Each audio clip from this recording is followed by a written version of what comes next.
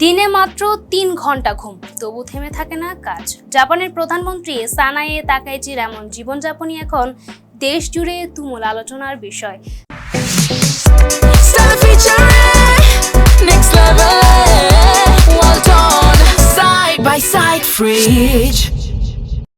ছুটির দিনেও বিশ্রাম নয়, হাজারো ইমেইলের জবাব, সরকারি নথি পড়া, এমনকি নিজের গৃহস্থলীর কাজও সেরেছেন তিনি।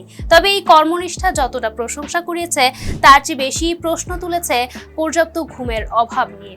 সামাজিক মাধ্যমে তাকাইচি জানান, তিনি প্রতিদিন মাত্র ৩ ঘন্টা ঘুমান, আর বহুদিন পর টানা ৫ ঘন্টা ঘুমাতে পেরেছেন। তার এই বক্তব্যের পর বিরোধীরা সতর্ক করে বলেছেন, দীর্ঘদিন ঘুমের অভাব একজন প্রধানমন্ত্রীর সিদ্ধান্ত গ্রহণের সক্ষমতা দুর্বল করতে পারে। বিশ্লেষকদের মতে, জাপানের প্রথম নারী প্রধানমন্ত্রী হিসেবে অতিরিক্ত সামাজিক চাপও সামলাতে হচ্ছে তাকাইচিকে। তবে সব সমালোচনার মাঝেও তার ঘোষণা, আমি আবার পুরো শক্তি নিয়ে কাজে ঝাঁপিয়ে পড়তে প্রস্তুত।